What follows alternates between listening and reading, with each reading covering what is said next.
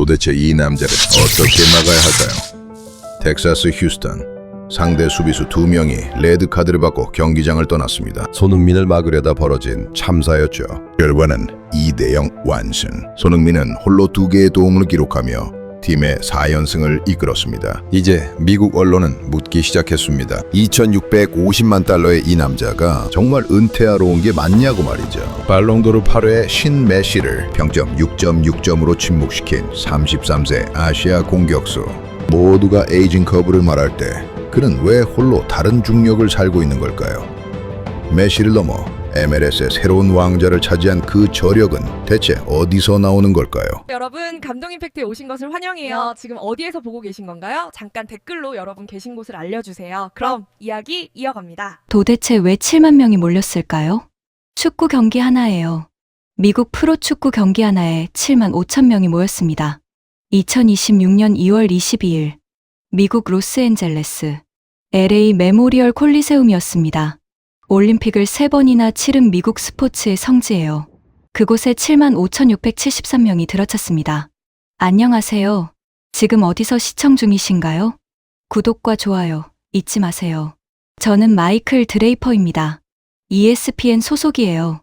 수석 축구 분석관으로 20년째 일하고 있죠. 유럽 이적 시장 분석이 제 본업인데 이 경기만큼은 직접 와야 했습니다. MLS가 31년 역사 동안 정규리그 개막전을 7만 석 경기장에서 연 적은 없었거든요. 킥오프 4시간 전에 도착했어요. 경기장 앞 광장이 이미 인파로 가득했습니다. 태극기, 온통 태극기였어요. 검은색 유니폼 등에 새겨진 노란 숫자 7번. 한국어 현수막이 곳곳에 걸려 있었죠. LA에는 한인이 약 32만 명 살고 있거든요. 그 사람들이 총출동한 것 같았습니다. 프레스룸으로 향했어요. FOX 스포츠 부스 쪽에서 익숙한 목소리가 들렸습니다. 파트릭 듀랑. 프랑스 출신 젠 국가대표 수비수예요. 1998년 월드컵 우승 멤버였죠. 190m가 넘는 거구에 항상 팔짱을 끼고 서 있는 남자입니다. 유럽 축구에 대한 자부심이 하늘을 찌르는 사람이었어요. 듀랑이 리허설 중에 대본에 없는 말을 꺼냈습니다. 이 매치업은 과대 포장됐다고요. 한쪽은 메시라고요. 발롱도르 8회, 월드컵 우승. 다른 한쪽은 33세 아시아 공격수라고요. 프리미어리그 마지막 시즌에 겨우 7골 넣은 선수라고요. 태블릿을 꺼내 들더니 표를 띄웠어요. 유럽에서 MLS로 온 30대 공격수들의 성적표였습니다. 가레스 베일, LAFC에서 12경기 3골. 1년 만에 은퇴, 키엘리니, 역시 LAFC. 36경기 뛰고 은퇴. 지루, 46경기 16골. 나쁘진 않았지만 리그를 바꾸진 못했죠. 패턴이 보이지 않냐고요. 반짝 화제가 되고 몇 골 넣고 조용히 은퇴한다고요. 손흥민도 다르지 않을 거라고요. 에이징 커브는 거짓말을 하지 않는다고요. 저도 반은 동의했습니다. 통계적으로 틀린 말이 아니었거든요. 그런데 경기가 시작됐어요. 인터 마이애미가 공을 잡았습니다. 메시 중심으로 점유율을 끌어올렸어요. LAFC는 기다렸다가 찌르는 전략을 꺼냈습니다. 그 칼 끝에 7번이 있었어요. 전반 38분. 인터 마이애미의 대파울이 공을 빼앗겼습니다. 그 순간 7번이 오른쪽으로 빠지며 고개를 한 번 돌렸어요. 페널티 지역으로 쇄도하는 마르티네스를 찾아냈습니다. 찔러 넣는 패스. 왼발 논스톱 슈팅. 골이었습니다. 7만 5천 명이 일어섰어요. 후반에도 부안과 추가골, 오르다스 쐐기골, 최종 스코어 LAFC 3대0. 메시는 평점 6.6, 손흥민은 8.2였습니다. 듀랑의 방송 부스를 봤어요. 경기 직후 라이브 해설을 해야 하는 시간이었습니다. 프로듀서가 큐사인을 보냈어요. 그런데 듀랑이 입을 열지 못하고 있었습니다. 3초, 5초. 카메라 앞에서 아무 말도 나오지 않았어요. 그때까지만 해도 저는 몰랐습니다. 33세 아시아 공격수가 어떻게 메시를 침묵시켰는지, 달러 2,650만짜리 남자가 정말 은퇴하러 온 건지, 아니면 완전히 다른 이유로 이 땅에 온 건지. 이 이야기의 시작은 8개월 전 서울이었어요. 6만 명 앞에서 눈물을 흘리며 떠난 남자. 그의 진짜 이유를 저는 아직 몰랐습니다. 경기가 끝난 후였습니다. 프레스룸으로 돌아왔어요. 기자들이 노트북을 두드리고 있었죠. 경기 결과보다 더 큰 이야기를 찾는 눈빛들이었습니다. 그때 누군가 제 옆에 앉았어요. 사라 첸. 디 애슬레틱 소속 데이터 분석 기자입니다. 짧은 단발머리에 항상 태블릿을 들고 다니는 여자예요. MLS 데이터 분석에서는 미국 내 손꼽히는 전문가였죠. 사라가 태블릿을 열며 말했어요. 오늘 경기 하나로 판단하면 안 된다고요. 진짜 이야기는 8개월 전에 시작됐다고요. 그러면서 숫자를 꺼내기 시작했습니다. 2,650만 달러. 하나로 약 370억 원이에요. LAFC가 토트넘에 지불한 이적료였습니다. MLS 역사상 가장 비싼 이적료였어요. 연봉은 1,120만 달러. 약 160억 원이죠. MLS 전체에서 메시 다음으로 높은 금액이었습니다. 이적료와 연봉을 합치면요. LAFC는 33세 공격수 한 명에게 530억 원 이상을 투자한 거예요. 30대 중반 선수에게 이 정도 금액을 쓴 건 MLS 역사상 전례가 없었습니다. 저는 물었어요. 이게 합리적인 투자였냐고. 사라가 고개를 저었습니다. 숫자만 보면 미친 도박이었다고요. 그녀가 두 번째 화면을 띄웠어요. 손흥민의 토트넘 마지막 시즌 성적표였습니다. 36경기, 7골, 4도움. 토트넘에서 10년을 뛰었거든요. 그 10년 동안의 기록이 어마어마했어요. 454경기, 173골, 101도움. 2021에 이 시즌에는 프리미어리그 공동 득점왕에 올랐습니다. 23골이었어요. 아시아 선수 최초 EPL 득점왕이었죠. 그런데 마지막 시즌이 문제였습니다. 23골에서 7골로 떨어진 거예요. 3분의 1도 안 되는 수치였죠. 속도가 눈에 띄게 줄었다는 분석이 쏟아졌어요. 그 순간 테이블 맞은편에서 목소리가 끼어들었습니다. 데이비드 넬슨, MLS 전문 팟캐스트 진행자예요. 마른 체형에 노트북을 항상 끼고 다니는 남자였습니다. 뒤랑의 방송에 자주 출연하는 사람이기도 했어요. 데이비드가 노트북을 펼쳤습니다. 에이징 커브 분석표를 띄웠어요. 30대 공격수가 유럽에서 MLS로 올 때의 패턴이라고요. 이적 첫 시즌 평균 성적, 경기당 0.51 비페널티 골도움이라고요. 이전 시즌 대비 생산성이 평균 28% 하락한다고요. 특히 속도에 의존하는 공격수는 더 심하다고요.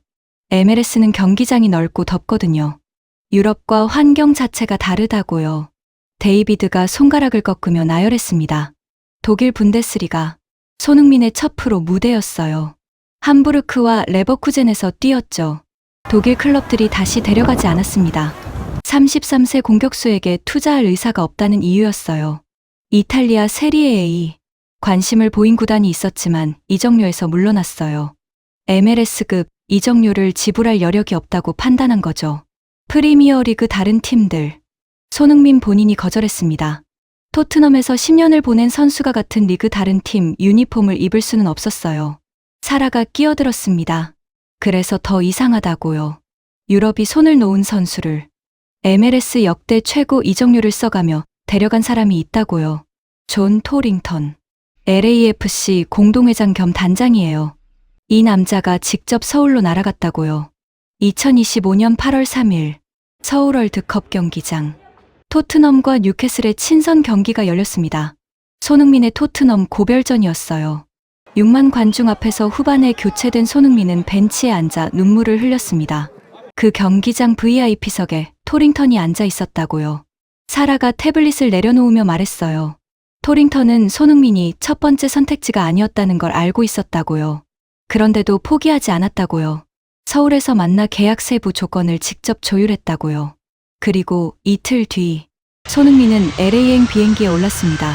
저는 궁금해졌어요. 왜 그랬을까요? 유럽이 포기한 선수를 왜 역대 최고 이적료로 데려갔을까요? 530억 원을 왜 걸었을까요? 데이비드가 웃으며 말했습니다. 그건 도박이 아니라 자살이라고요. 6개월 뒤에 결과가 나올 거라고요. 뒤랑의 말이 맞을 거라고요. 사라는 아무 말도 하지 않았어요. 다만 태블릿에서 다른 화면을 하나 더 열었습니다. 손흥민이 16세에 독일로 떠난 날의 사진이었어요. 같은 아픔이라고요. 저는 그 말의 의미를 이해하지 못했습니다. 16세 소년과 530억 원 사이에 무슨 연결고리가 있는지 아직은 몰랐어요. 그날 밤이었습니다. 호텔 방에서 잠이 오지 않았어요. LA 시내 불빛이 창문으로 쏟아져 들어왔죠. 사라가 띄운 마지막 사진이 머릿속에서 떠나지 않았습니다. 16세 소년의 사진이요. 서울 인천공항에서 찍은 사진이었어요. 빳빳한 트레이닝복을 입은 마른 소년. 옆에 아버지로 보이는 남자가 서 있었죠. 저는 노트북을 열었습니다. 손흥민의 이름을 검색했어요. 그리고 새벽 3시까지 화면을 끌 수 없었습니다. 손웅정, 1962년생. 대한민국 K리그 출신 축구 선수였어요. 상무와 현대 호랑이, 1화 천마에서 뛰었죠. 그런데 아킬레스건이 끊어졌습니다. 28세. 선수 생명이 끝난 거예요. 그 뒤의 기록이 저를 멈추게 했습니다. 은퇴 후 이 남자는 컨테이너 박스에서 살았다고요. 유퀴즈라는 한국 TV 프로그램에서 직접 밝힌 내용이었어요.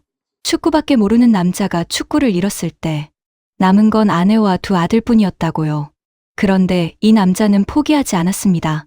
눈만 뜨면 해외 축구 영상을 봤어요. 월드컵 경기, 분데스리가 경기, 프리미어리그 경기, 수천 시간의 영상을 분석했다고요. 결정적 기회에 실수하는 장면을 모았어요. 왜 놓치는지 패턴을 찾아냈죠. 그리고 자기만의 훈련 프로그램을 만들었습니다. 아들 손흥민은 초등학교 2학년이었어요. 이때부터 아버지의 훈련이 시작됐습니다. 그런데요. 이 훈련이 보통이 아니었어요. 18세가 될 때까지 슈팅 훈련을 시키지 않았다고요. 13년 동안요. 오직 기본기만 반복했습니다. 볼 트래핑, 볼 리프팅, 패스, 몸의 밸런스. 아이가 공을 자기 몸처럼 다룰 수 있을 때까지요. 학교 운동부에 보내지도 않았어요. 아버지가 직접 가르쳤습니다. 춘천 공지천 인조잔디 축구장에서요. 비가 와도 눈이 와도 훈련은 멈추지 않았다고요. 그리고 18세가 된 뒤에야 슈팅을 시작했어요. 매일 왼발 500개, 오른발 500개, 합계 1000개의 슈팅이었습니다. 저는 잠시 계산을 했어요. 1년이면 36만 5천 개, 5년이면 182만 개가 넘는 거였죠. 그 가마차기가 이렇게 만들어진 거라고요. 토트넘에서 봤던 그 왼발 가마차기가요. 기사를 더 읽었습니다. 손흥민 본인의 인터뷰가 있었어요. 아버지는 나와 함께 지옥 같은 훈련을 모두 견뎌내신 분이라고요. 나의 축구는 온전히 아버지의 작품이라고요. 2008년 그 소년이 16세가 됐어요. 독일 함부르크 유소년팀에 입단했습니다. 언어도 모르고 아는 사람도 없었죠. 16살짜리가 혼자 유럽으로 건너간 거예요. 저는 여기서 또 한 번 멈췄습니다. 미국에서 16세면 아직 고등학교 1학년이에요. 운전면허도 못 따는 나이죠. 그 나이에 혼자 대서양을 건넌 거라고요. 축구 하나 믿고요. 잠깐 한국 축구의 역사를 되짚어봤습니다. 이 나라가 축구에서 어떤 대접을 받아왔는지 알고 싶었거든요. 1954년 한국이 처음 월드컵에 나갔어요. 스위스 대회였습니다. 결과가 어땠냐면요. 헝가리의 0대 9점, 터키의 0대 7점, 합계 0대 16이었어요. 그로부터 32년 동안 한국은 월드컵 본선에 나가지도 못했습니다. 아시아 예선에서 번번이 탈락했죠. 유럽 축구계에서 한국은 존재 자체가 없었어요. 아시아 축구는 그저 웃음거리였습니다. 그러다가 2002년이 왔어요. 한일 월드컵. 아시아 최초의 월드컵이었습니다. 유럽 언론은 코웃음을 쳤어요. 아시아에서 월드컵을 한다니. 개최국이 조별리그도 못 넘길 거라고요. 그런데요. 한국이 폴란드를 이겼습니다. 포르투갈을 이겼어요. 16강에서 이탈리아를 꺾었죠. 8강에서 스페인을 넘었습니다. 4강까지 올라갔어요. 아시아 팀 최초의 4강이었습니다. 이탈리아 선수 파울로 말디니는 아시아 팀에 진 것을 치욕으로 여겼다고요. 10년이 넘도록 그 경기 이야기를 꺼내면 이탈리아 사람들이 불같이 화를 냈어요. 아시아 팀에게 지는 것을 절대 인정하지 않으려 했다고요. 이게 유럽의 시선이었습니다. 아시아 축구를 향한 시선이요. 그 시선 속에서 16세 소년이 혼자 독일로 건너갔어요. 키 178m, 몸무게 70kg도 안 되는 아시아 아이가 190m짜리 독일 유소년들 사이에 섰습니다. 함부르크에서 2년, 레버쿠젠에서 2년, 그리고 2015년 토트넘 입단, 2천만 파운드, 당시 약 370억 원이었어요. 10년 뒤 같은 금액으로 MLS에 왔죠. 이건 우연이 아니었습니다. 토트넘이 손흥민의 가치를 그만큼 인정했다는 뜻이니까요. 저는 새벽 3시에 노트북을 닫았습니다. 그리고 한 가지를 깨달았어요. 뒤랑이 비교한 선수들. 가레스 베일, 조르조 키엘리니, 올리비에 지루. 이 사람들은 유럽에서 태어나고 유럽에서 자란 선수들이에요. 유럽의 시스템이 만들어준 선수들이죠. 손흥민은 달랐습니다. 컨테이너 박스에서 시작한 아이였어요. 아버지에게 13년 동안 기본기만 배운 소년이었죠. 16세에 혼자 바다를 건넜어요. 아시아인이라는 편견과 싸우면서 매일 1000개의 공을 차면서 여기까지 온 사람이었습니다. 사라가 왜 그 사진을 보여줬는지 알겠었어요. 같은 아픔이라는 말이요. 무시당해 본 사람만이 아는 거였습니다. 증명해야만 살아남을 수 있다는 걸. 결과 외에는 아무도 인정해주지 않는다는 걸. 그런데 아직 모르는 게 있었습니다. 530억 원의 도박을 건 남자. 존 토링턴이 왜 서울까지 직접 날아갔는지. 그 이유는 다음 날 밤에 알게 됐어요. 2025년 8월 24일. 텍사스주 댈러스. 토요타 스타디움이었습니다. 저는 프레스박스에서 모니터를 보고 있었어요. LAFC와 FC 댈러스의 MLS 정규리그 30라운드 경기였죠. 손흥민의 MLS 세 번째 경기였습니다. 아직 골이 없었어요. 데뷔전에서 후반 16분 교체 출전해 페널티킥을 이끌어냈죠. 2차전에서 첫 선발로 나서 첫 도움을 기록했어요. 존재감은 있었지만 골은 아직이었습니다. 뒤랑이 FOX 스포츠 방송에서 말한 게 떠올랐어요. 3경기 안에 골이 없으면 끝이라고요. MLS 적응에 실패한 유럽 노장의 전형이라고요. 전반 6분이었습니다. LAFC가 프리킥을 얻었어요. 페널티아크 정면 왼쪽이었죠. 골문과 거리가 꽤 있었습니다. 보통이라면 크로스를 올리는 위치예요. 손흥민이 공 앞에 섰습니다. 오른발로 감아찼어요. 공이 수비벽을 넘었습니다. 그리고 골문 왼쪽 상단 구석으로 빨려 들어갔어요. 야신존이라고 불리는 구역이에요. 전설적인 골키퍼 레프 야신의 이름을 딴 곳이죠. 골키퍼가 절대 닿을 수 없는 좁은 공간이었습니다. 그곳을 정확하게 뚫었어요. 프레스박스가 조용해졌습니다. 기자들이 노트북 치는 손을 멈췄어요. 3초쯤 지났을까요? 그제야 탄성이 터져 나왔습니다. MLS 데뷔골이었어요. 데뷔 3경기 만이었죠. 그리고 이 골은 나중에 2025 MLS 올해의 골로 선정됩니다. 팬 투표에서 43.5%를 얻었어요. 2위 메시의 22.5%를 2배 가까이 앞선 수치였죠. 경기 후 LAFC 수비수 라이언 홀링스헤드가 저를 찾아왔습니다. 35세. MLS에서만 10년을 뛴 베테랑이에요. 갈색 수염이 인상적인 남자였죠. 이 리그를 속속들이 아는 사람이었습니다. 홀링스헤드가 의자에 앉으며 말했어요. 오늘 경기 봤냐고요. 숫자를 알려주겠다고요. 그가 손가락을 꼽기 시작했습니다. 슈팅 8회, 유효 슈팅 3회, 키패스 8회. 사실상 LAFC 공격 전체를 혼자 주도한 거라고요. 그러더니 한마디 더 했어요. 동료 타파리가 뭐라고 했는지 아냐고요. 손흥민이 뛴 새 경기를 루브르 박물관에 전시해야 한다고 했다고요. 저는 웃었습니다. 루브르라니요. 그런데 홀링스헤드는 웃지 않았어요. 진지한 표정이었습니다. MLS에서 10년을 뛰면서 많은 유럽 노장을 봤다고요. 진짜로 많이 봤어요. 대부분 똑같은 패턴이라고요. 처음 3경기는 화려해요. 미디어가 뜨겁게 달아오르죠. 4경기부터 여행 피로가 쌓이기 시작한다고요. 8경기쯤 되면 더위에 지치고요. 12경기가 넘어가면 슬슬 벤치로 밀려난다고요. 손흥민은 달랐다고 했습니다. 훈련장에서 처음 봤을 때 놀란 게 있다고요. 새벽 6시 반에 훈련장에 도착했는데 이미 공을 차고 있었다고요. 혼자서요. 왼발 슈팅, 오른발 슈팅, 번갈아 가면서요. 세 적도 없는데 대략 봐도 200개는 넘게 찼다고요. 훈련 시작 전에요. 홀링스헤드가 이마를 짚으며 말했어요. 33세 선수가 그러는 걸 처음 봤다고요. 은퇴 리그라고 비꼬는 사람들이 있는 거 알아요. 그런데 이건 은퇴를 준비하는 사람의 태도가 아니라고요. 저는 물었습니다. 그래서 어떻게 됐냐고.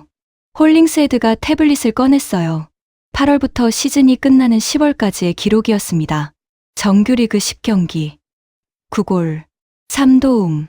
저는 숫자를 다시 읽었어요. 10경기에 9골이라고요. 시즌 중반에 합류해서 적응 기간도 없이 미국의 여름 더위를 뚫으면서요. 뒤랑이 뭐라고 했는지 기억나세요? 베일은 12경기에 3골이었다고요. 지루는 46경기에 16골이었죠. 손흥민은 10경기에 9골이었습니다. 경기당 득점률을 비교하면요. 베일 0.25, 지루 0.35, 손흥민 0.90. 이건 비교가 아니었어요. 차원이 다른 숫자였습니다. 홀링스헤드가 한 가지 더 보여줬어요. 트랜스퍼마르크트 올해의 선수 투표 결과였습니다. MLS 전체에서요. 손흥민 49.32%. 2위가 누구였는지 아세요? 리오넬 메시였어요. 38.13%. 메시를 11% 차이로 이겼습니다. 시즌 절반도 뛰지 않은 선수가요. 메시가 2024 시즌에 35골 21도움을 기록한 뒤였어요. 그 메시를 제친 거라고요. 그 순간 제 전화기가 울렸습니다. 데이비드 넬슨이었어요. 뒤랑의 방송에 자주 나오던 그 사람이요. 목소리가 작았어요. 평소와 달랐죠. 데이터를 좀 봤다고요. 에이징 커브 분석이 잘못됐을 수 있다는 거예요. 손흥민은 기존 모델에 들어맞지 않는다고요. 그러더니 한마디 덧붙였습니다. 뒤랑에게는 아직 말하지 않았다고요. 자기가 틀렸다는 걸 인정하는 게 이렇게 어려운 줄 몰랐다고요. 전화가 끊어진 뒤 저는 홀링스헤드를 다시 봤습니다. 왜 다르냐고 물었어요. 다른 유럽 노장들과 뭐가 다르냐고요. 홀링스헤드가 잠시 생각하더니 말했어요. 다른 선수들은 MLS에 오면 편하게 뛰려고 해요. 유럽에서 충분히 증명했으니까. 남은 건 돈과 햇빛이라고 생각하는 거죠. 손흥민은 반대라고요. 이 사람은 아직도 뭔가를 증명하려 하고 있어요. 33세인데 454경기 173골의 기록을 가지고 있는데 새벽에 혼자 공을 차고 있다고요. 무엇을 증명하려는 건지는 모르겠다고요. 다만 한 가지는 확실하다고 했습니다. 이 남자의 에이징 커브는 존재하지 않는다고요. 저는 그 말을 메모장에 적었습니다. 존재하지 않는 에이징 커브. 33세의 선수가 경기당 0.90골을 넣고 있었어요. 메시보다 높은 득표율로 올해의 선수에 뽑혔죠. 데뷔골은 올해의 골이 됐고요. 그런데 아직 시즌이 끝나지 않았습니다. 이 숫자들은 시작에 불과했어요. 2026 시즌이 열렸을 때 LA 메모리얼 콜리세움에서 벌어진 일은 뒤랑은 물론이고 저까지도 예상하지 못한 것이었습니다. 2025년 9월 말이었습니다. 시즌이 끝나가고 있었어요. 저는 ESPN LA 사무실에서 한 통의 이메일을 받았습니다. LAFC 구단이 보낸 공식 보고서였어요. 제목이 눈에 띄었죠. 손흥민의 임팩트, 스프레드시트와 길거리에서.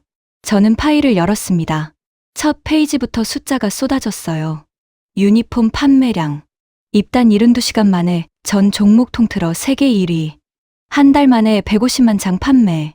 리오넬 메시의 3배였어요. 그냥 축구만이 아니었습니다. 르브론 제임스보다 많이 팔렸어요. 스테픈 커리보다 많이 팔렸죠. 오타니 슈에이보다도 많이 팔렸습니다. 지구상 모든 프로 스포츠 선수를 통틀어 1위였어요. 장당 194달러 99센트. 한화로 약 27만 원짜리 저지였습니다. 온라인 스토어에서 3XL을 제외한 모든 사이즈가 매진됐어요. 다음 페이지를 넘겼습니다. 구단 콘텐츠 조회수 594% 증가. 총 340억 회. 340억이에요. 미국 인구가 3억 3천만인데 미국인 한 명당 100번씩 본 셈이었죠. SNS 팔로워는 2배 이상 늘었어요. 언론 보도량은 289% 증가했습니다. 3년 전 베일을 영입했을 때와 비교하면 5배가 넘는 수치였어요. 저는 모니터에서 눈을 떼지 못했습니다. 이건 축구 선수의 성적표가 아니었어요. 하나의 산업이 만들어지고 있었습니다. 그때 전화가 왔어요.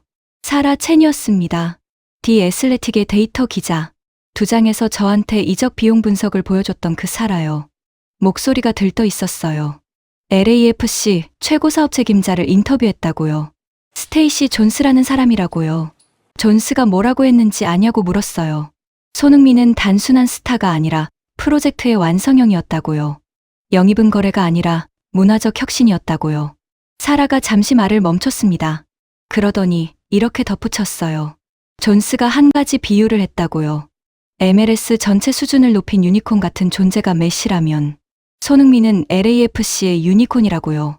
경기력과 상업성을 동시에 끌어올린 유일한 사람이라고요. 저는 물었습니다. 베컴은요? 베일은요. 메시 이전에도 MLS의 슈퍼스타는 왔잖아요. 사라가 곧바로 대답했어요. 베컴은 2007년에 LA 갤럭시로 왔죠. 축구 자체보다 할리우드 라이프에 더 관심이 많았다는 평가를 받았어요.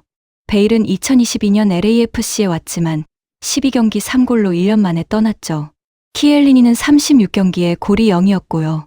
전부 유럽에서의 명성을 소비하러 온 거였다고요. MLS를 은퇴 전 마지막 휴양지로 생각한 거죠.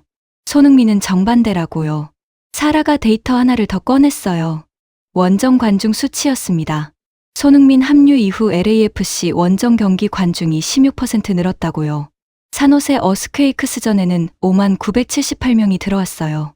구단 역사상 최다 관중이었습니다. 홈이 아니라 원정이에요.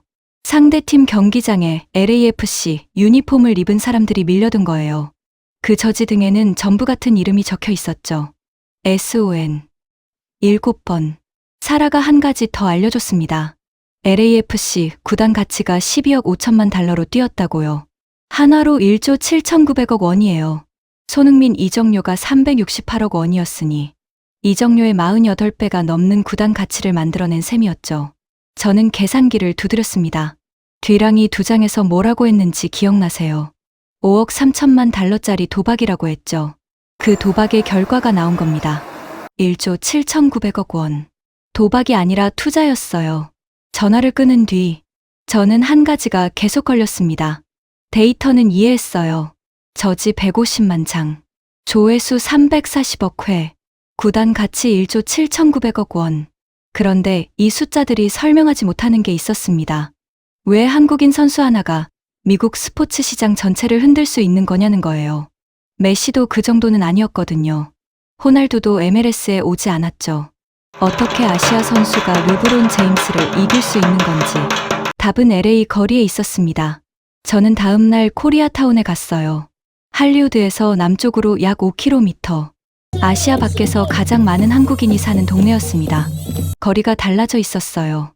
한 BBQ 식당 외벽에 대형 벽화가 그려져 있었습니다. LAFC 유니폼을 입은 사람의 모습이었어요. 식당 주인이 한국계였죠.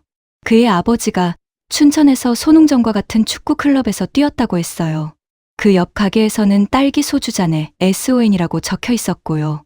편의점에서는 한국 라면 위에 LAFC 로고가 붙어 있었습니다. 타이거즈 SG라는 한인 서포터즈 그룹의 멤버를 만났어요. 마이크 미키타라는 사람이었습니다. 요즘 동네를 걸어다니면 나이 든 아저씨들도 손흥민 유니폼을 입고 있다고요. 축구에 관심 없던 사람들이 경기를 보러 오기 시작했다고요. 한국에서 건너온 1세대부터 미국에서 태어난 3세대까지 세대를 아우르는 일이 벌어지고 있다고요. 또 다른 멤버 조시안이 말했어요. 가족과 친구들이 갑자기 나타나기 시작했다고요. LAFC 경기에 간다는 건 예전부터 알고 있었지만 그건 아무에게도 중요한 일이 아니었다고요. 그런데 이제는 전화가 와요. 나도 데려가 달라고요. 저는 그제야 이해했습니다. 손흥민은 유니폼을 판 게 아니었어요. 소속감을 판 거였습니다. 미국에 사는 한국인 32만 명에게, 어제까지 축구를 몰랐던 사람들에게 SON이라고 적힌 7번 유니폼은 단순한 상품이 아니었어요. 나도 이 도시의 일부라는 증명서였습니다. 베컴이 할리우드를 가져왔다면, 메시가 아르헨티나를 가져왔다면, 손흥민은 32만 명의 디아스포라를 깨운 거예요. 존스가 그런 표현을 쓴 이유를 알겠더군요. 경기력만으로 이런 결과가 나오는 게 아니었으니까요. 한 사람이 하나의 공동체를 움직인 거였습니다. 저는 호텔로 돌아오면서 생각했어요. 뒤랑은 에이징 커브를 들고 왔었죠. 넬슨은 30세 이상 공격수의 생산성 하락을 이야기했고요. 그들의 분석에는 빠진 게 있었습니다. 스프레드시트에는 잡히지 않는 변수, 통계로 잡을 수 없는 가치, 한국인이 왜 새벽에 일어나 공을 차는지, 왜 33세에도 증명하려 하는지, 왜 돈과 햇빛 대신 승리를 택하는지, 그건 에이징 커브에 들어가는 항목이 아니었거든요. 그리고 2026년 2월, MLS 시즌이 다시 열렸을 때, 손흥민은 숫자로만 증명하는 단계를 넘어서게 됩니다. 7만 5천 명 앞에서 메시와 직접 맞붙는 경기에서요.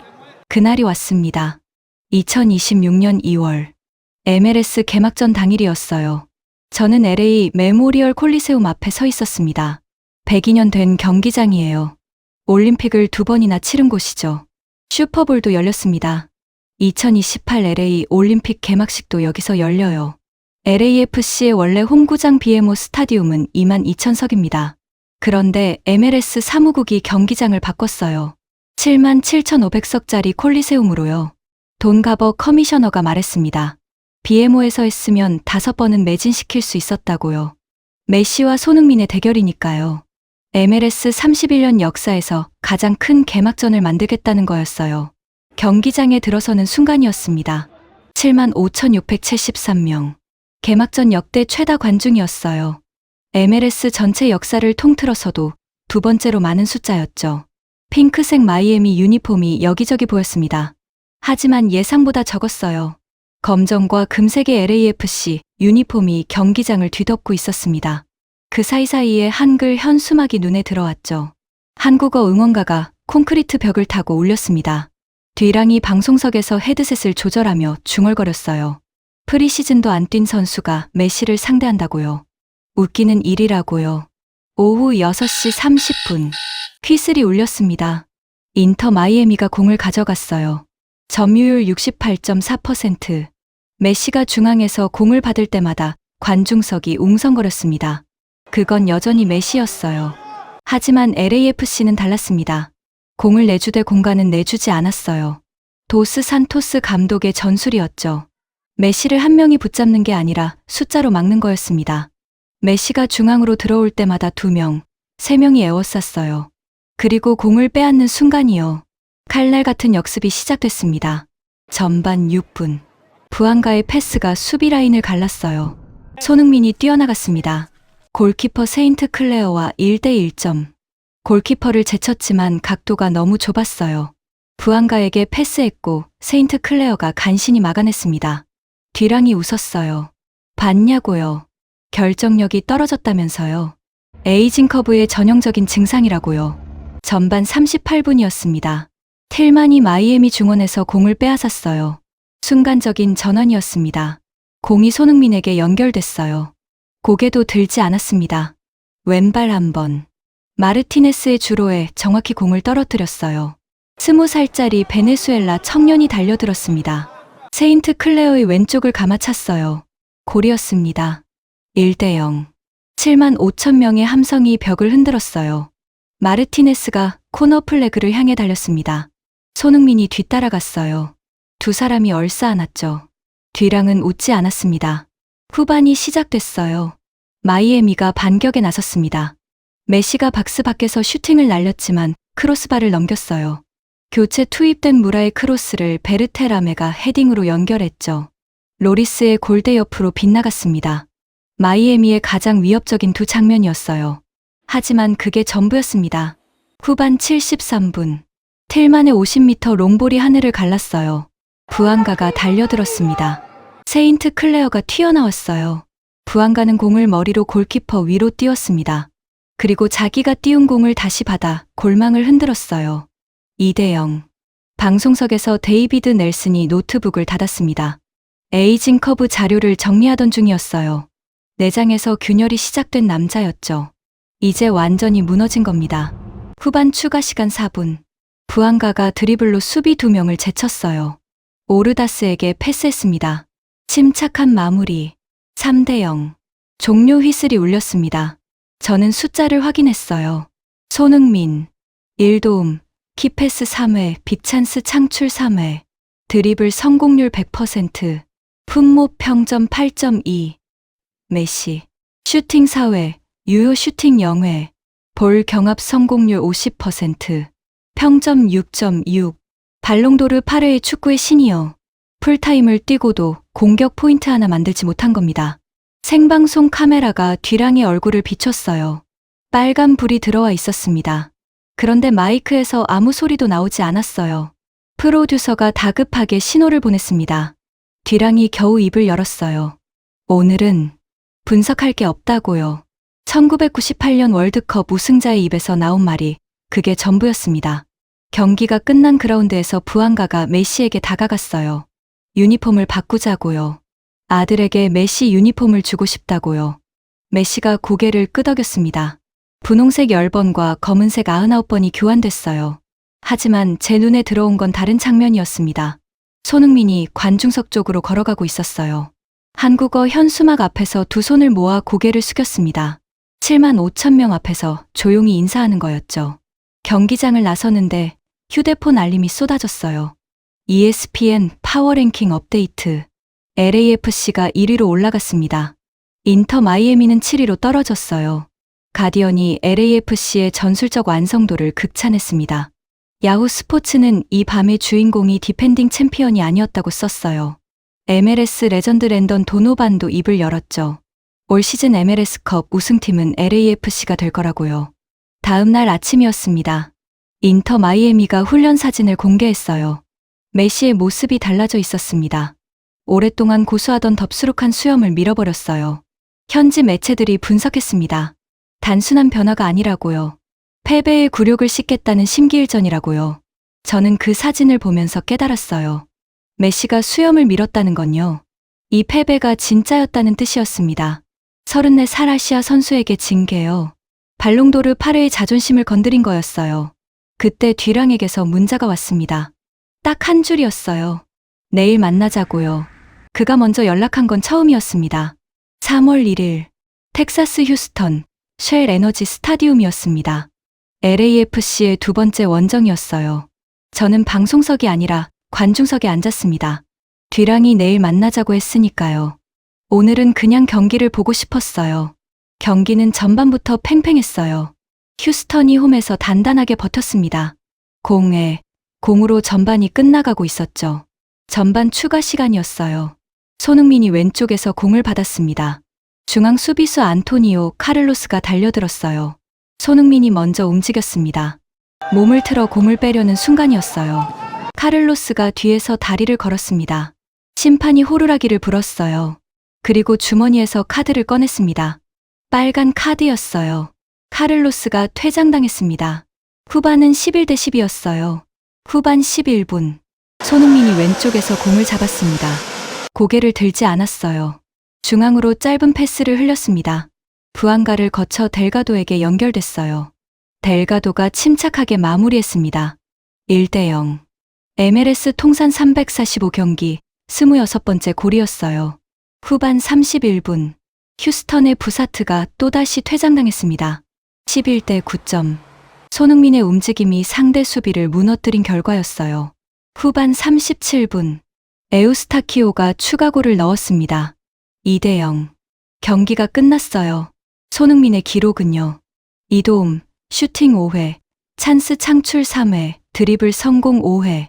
양팀 통틀어 슈팅과 드리블이 가장 많은 선수였습니다. AP통신이 썼어요.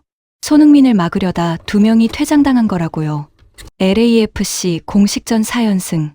도스산토스 감독 부임 이래 클럽 역사상 최초의 기록이었습니다. 경기장을 나서면서 생각했습니다. 이 남자는 대체 어디서 온 걸까요? 34살에 이 에너지는 어디서 나오는 걸까요? 호텔로 돌아와 노트북을 열었어요. 손흥민이라는 선수의 뿌리를 추적하고 싶었습니다. 손웅정. 1962년생, 충청남도 서산 출신이에요. 해미중학교 축구부를 시작으로 춘천고, 명지대를 거쳤습니다. K리그에서 현대 호랑이와 1화 천마에서 뛰었습니다. 하지만 아킬레스건이 끊어졌어요. 1990년 28살에 은퇴했습니다. 선수로서의 꿈이 꺾인 뒤였어요. 컨테이너에서 살았다는 이야기도 있었죠. 하지만 축구를 놓지 않았습니다. 은퇴 후에도 분데스리가와 프리미어리그 경기를 하나하나 분석했어요. 그렇게 수십 년을 연구했습니다. 아들 손흥민이 축구를 시작했을 때였어요. 아버지가 직접 가르쳤습니다. 인조잔디도 없는 흙바닥 운동장에서요. 기본기를 반복시켰어요. 볼 리프팅, 패스, 트래핑. 같은 동작을 수천 번, 수만 번. 슈팅 연습은 시키지 않았습니다. 다른 아이들이 골 넣는 연습을 할 때요. 손흥민은 공을 멈추는 연습을 했어요. 아버지의 철학이었습니다. 공을 마음대로 다룰 수 없으면 슈팅은 의미가 없다고요. 18살까지 슈팅을 시키지 않았어요. 2007년. 아들의 기본기가 어느 정도 잡혔을 때였습니다. 비로소 경기에 내보냈어요. 그리고 2008년. 16살의 소년이 독일로 떠났습니다. 함부르크 SV의 유소년 팀이었어요. 혼자였습니다. 독일어를 몰랐어요. 스폰지밥 만화를 보면서 독일어를 배웠다는 이야기가 전해지죠. 그리고 18년이 지났습니다. 함부르크에서 레버쿠젠으로, 레버쿠젠에서 토트넘으로 454경기, 173골, 101도움. 프리미어리그 공동 득점왕, 푸스카스상. 대한민국 축구 역사에서 가장 높은 곳에 도달한 선수가 됐어요. 하지만 제가 주목한 건 다른 거였습니다. 춘천, 강원도에 있는 작은 도시예요. 그곳에 7만 1천 제곱미터 부지의 체육공원이 들어서 있었습니다. 손흥민 체육공원, 축구장 하나, 유소년 축구장 2개, 돔구장, 그리고 SON 축구 아카데미. 건립 비용은 170억 원이었어요. 지자체 지원금이 아니었습니다. 기업 후원도 아니었어요. 손흥민이 유럽에서 뛴 수익금으로 기부한 겁니다. 전액이요. 아버지 손흥정이 운영하고 있었습니다. 유소년 선수들을 직접 가르치고 있었어요. 코치가 7명이었습니다. K리그 유스팀 규모였죠. 형편이 어려운 아이들은 무료로 가르쳤어요. 저는 화면을 멈추고 의자에 기댔습니다. 170억 원이요. LA에서 대저택을 살 수 있는 돈이었어요. 은퇴 후에 아무것도 안 해도 될 만큼의 금액이었습니다. 그런데 이 남자는요. 고향 춘천에 축구장을 지었어요. 남의 아이들을 가르치는데 전부를 쏟아부은 겁니다. 손흥정 감독이 인터뷰에서 한 말이 떠올랐어요. 남들은 미쳤냐고 한다고요. 땅 사고 건물 사고 편안하게 살면 되지 않느냐면서요. 돈은 쌓아놓으면 종이에 불과하다고 했습니다. 어떻게 쓰느냐에 따라 가치가 달라진다고요. 그리고 아들에 대해서 이렇게 말했습니다. 연봉이 없어도 행복하게 공 차다 은퇴하길 바란다고요. 저는 노트북을 닫았어요. 아킬레스건이 끊어져 28배 은퇴한 아버지. 컨테이너에서 살면서도 축구를 연구한 아버지. 흙바닥에서 아들에게 볼 리프팅을 가르친 아버지. 170억 원을 아이들에게 돌려준 아버지. 손흥민의 왼발은 천재가 만든 게 아니었습니다. 아버지의 꺾인 꿈이 아들의 발끝에서 다시 살아난 거였어요. 그날 밤이었습니다. 사라 채넥에서 메시지가 왔어요. 데이터를 보내왔습니다.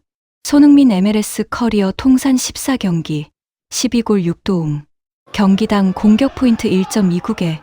메시의 첫 시즌보다 높은 수치였어요. 하지만 숫자가 다가 아니었습니다.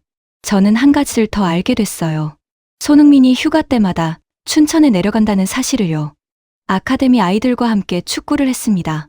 직접 축구화를 선물한다고요. 7만 5천 명 앞에서 고개 숙여 인사하던 그 모습이 떠올랐습니다. 콜리세움에서 메시를 침묵시킨 뒤에도요. 가장 먼저 한 일이 팬들에게 고개 숙여 감사하는 거였어요. 이건 에이징컵으로 설명할 수 없는 겁니다. 스로 측정할 수 없는 거예요. 통계가 담을 수 없는 무언가가 이 남자를 움직이고 있었습니다. 아버지에게서 물려받은 겁니다. 꺾여도 다시 일어나는 힘, 가진 것을 되돌려주는 마음, 흙바닥에서 수만 번 반복한 기본기, 그게 지금 MLS를 지배하고 있는 거였어요. 34살의 왼발 안에 아버지의 30년이 들어 있었습니다. 내일 뒤랑을 만납니다. 그가 뭘 말하려는지 이제 짐작이 갔어요. 3월 1일 오후 2시, 저는 호텔방에서 노트북을 열고 있었습니다. 손흥민의 MLS 정규 시즌 4경기가 모두 끝난 지 정확히 3주였어요. 아니, 잠깐. 다시 생각해봤습니다. 오늘이 3월 1일이었어요. 휴스턴 경기가 끝난 바로 그날이었습니다. 화면에 떴습니다. 최종 스코어. LAFC 2대0 휴스턴. 손흥민의 기록을 확인했어요. 시즌 4경기. 1골 6도움. 개막전 메모리얼 콜리세움에서 1도움. 휴스턴 원정에서 2도움. 그리고 상대 선수 2명을 퇴장으로 몰아붙였습니다. 뒤랑이 방송국 스튜디오에서 침묵했던 그 순간이 떠올랐습니다. 하지만 이번엔 달랐어요. 그가 입을 열기 시작했거든요. 내가 틀렸을 수도 있다. 팟캐스트 마이크 앞에서 뒤랑이 조심스럽게 말했습니다. 나는 에이징커브와 통계만 봤다. 하지만 통계에는 담을 수 없는 게 있다. 심장이다. 그 남자의 심장을 봤어야 했다. 데이비드 넬슨이 옆에서 노트북을 닫았어요. 빌런 조력자는 이미 4경기 전에 침묵했었죠. 이제 그도 말했습니다. 우리가 뭘 모르고 있었는지 알겠다. 한국은 단순히 기술이 뛰어난 게 아니라 약속을 지키는 나라라는 걸. 저는 메모장을 펼쳤습니다. 최종 보고서를 작성하기 시작했어요. 대한민국의 손흥민은 MLS의 은퇴 리그 공식을 깨뜨리고 있다. 그는 끝내러 온 것이 아니라 시작하러 왔다. 아시아의 축구는 은퇴하지 않았다. 지금 이 순간 증명하고 있다. MLS 커미셔너 돈 가버가 공식 성명을 발표했습니다. 손흥민은 메시 이후 MLS의 두 번째 챕터를 열었다. 그는 단순한 선수가 아니라 문화적 아이콘이 되었다. 저는 호텔을 나섰습니다. LA의 햇살이 쏟아졌어요. 구름이 걷혔습니다. 마치 3개월 전 그 눈이 그쳤듯이. 그날 밤이었습니다. 사라 채넥에서 메시지가 왔어요. 손흥민 시즌 통산 1골 6도움. 경기당 공격 포인트 1.5개. 메시의 첫 시즌보다 높습니다. 저는 숫자를 다시 읽었습니다. 1골 6도움. 4경기. 이건 에이징컵으로 설명할 수 없는 겁니다. 스로 측정할 수 없는 거예요. 통계가 담을 수 없는 무언가가 이 남자를 움직이고 있었습니다. 춘천의 손흥민 축구 아카데미를 찾아갔습니다. 아버지 손흥정이 세운 그곳에서 아이들이 훈련하고 있었어요. 기본기를 반복하는 아이들. 아버지의 방식대로 한 아이가 저를 봤습니다. 아저씨, 손흥민 선수 알아요? 알지. 왜? 저도 저 선수처럼 될 거예요. 미국 가서 축구할 거예요. 저는 그 아이의 눈을 봤습니다. 그 눈에는 끝이 아니라 시작이 담겨 있었어요. 아버지 손흥정이 훈련장 옆에서 저를 봤습니다. 기름때 묻은 손, 햇빛에 그을린 얼굴. 여전히 공을 차고 있었어요. 새벽 6시 반. 혼자서 왼발 슈팅, 오른발 슈팅. 번갈아 가면서 저는 다가갔습니다. 송 감독님, 손흥민이 메시를 이겼어요. 손흥정이 공을 멈추고 저를 봤습니다. 눈빛이 달라져 있었어요. 하지만 말은 간단했습니다. 그건 내일이 아니다. 내일은 다음 세대를 만드는 거다. 저는 그 말을 메모장에 적었습니다. 그리고 깨달았어요. 손흥민의 왼발은 천재가 만든 게 아니었습니다. 아버지의 꺾인 꿈이 아들의 발끝에서 다시 살아난 거였어요. 그리고 이제 그 정신이 다시 다음 세대로 흘러가고 있었습니다. 호텔로 돌아와 노트북을 다시 열었습니다. 최종 보고서의 마지막 문장을 타이핑했어요. 아시아의 축구는 은퇴하지 않았다. 지금, 이 순간, 손흥민이 증명하고 있다. 메모리얼 콜리세움에서 메시를 침묵시킨 그 손가락이, 휴스턴에서 상대 수비수 2명을 퇴장으로 몰아붙인 그 움직임이, 춘천 흙바닥에서 아이들을 가르치는 그 정신이, 이것은 끝이 아니다. 이것은 시작이다. 끝까지 시청해 주셔서 감사합니다. 구독과 좋아요, 알림 설정 잊지 마세요.